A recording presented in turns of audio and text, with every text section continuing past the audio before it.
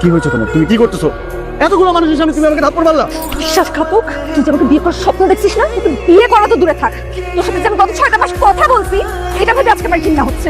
চুপ করে পারলি তুই এরকম করতে? কেন আমার সাথে প্রতারণা করলি তুই? যারা প্লিজ দেখো, আই লাভ ইউ। তুমি আমার কথাটা একটু শোনো। কি হয়েছে?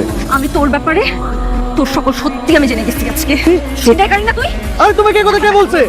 কে বলছে এসব কথা? আমরা বিয়েটা করি, বিয়ে করার পরে দেখবা সবকিছু একদম ঠিক হয়ে গেছে। তোর কথা শোনার পর আমার বাবা সেকেন্ড টাইম আমাকে জিজ্ঞাসা করে নাই তোর ব্যাপারে। বাবার বিশ্বাস নষ্ট করছিস। স্যার, আমি তোমাকে অনেক ভালোবাসি। কি করে ফেলবো তোকে? কি করে ফেলবো? আমি যেদিন ওর অফিসে গিয়েছি সেদিনও আমি বুঝতে পেরেছি, কিন্তু ওকে আমি সেদিন কিচ্ছু করি।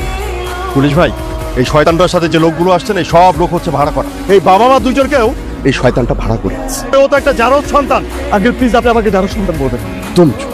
এই কোন সাহসে আমার মেয়েকে বিয়ে করার প্ল্যান সাজিয়েছিস? আরে তোকে তো ওপেন গুলি করে মারা উচিত। আমি জানি আমি প্রতারক, আমি সন্ত্রাস। এই সমাজে যারা ভালো মানুষ মুখোশ পরে থাকে তাদের জন্য আজকে আমি প্রতারক। তোমার এসব ইমোশনাল ডায়লগ শোনার মতো এখন আমার কোনো সময় নেই। পুলিশ ভাই, ওকে নিয়ে যান। আমি তোমাকে অনেক ভালোবাসি, তুমি আমার কথা একটা বার শোনো প্লিজ। চুপ, একদম চুপ। বাবা, আজকে ওকে বলতে দাও, তুই কি বলবি বল। যারা দোকান থেকে ফেরার পথে বাবা মা তারা একটা অ্যাক্সিডেন্টের শিকার হয়। সাথে সাথে সেখানে আমার বাবা মারা যায়, কিন্তু আমি আমার মাকে নিয়ে হসপিটালে ভর্তি করা।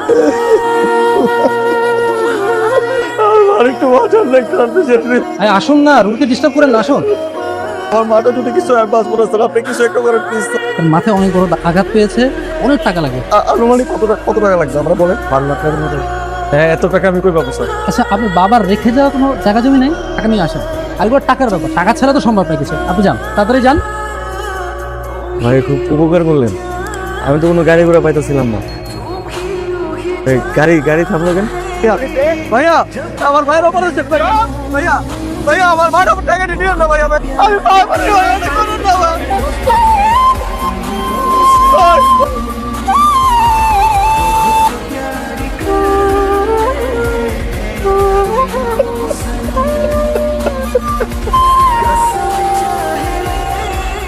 সেদিন থেকে আমার একটাই উদ্দেশ্য ছিল, এই শহরে বেঁচে থাকতে হলে আমার দরকার টাকা।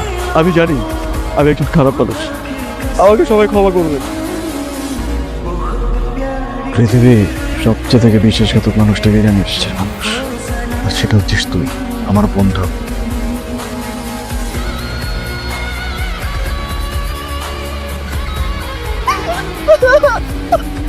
এরকম মজার নাটক পেতে আমাদের চ্যানেলটা সাবস্ক্রাইব করে রাখবেন। আর ভুলেও যেন লাইক, কমেন্ট আর শেয়ার করতে ভুলে না যান। পুরো ভিডিওটি দেখার জন্য আপনাদের সবাইকে অনেক ধন্যবাদ।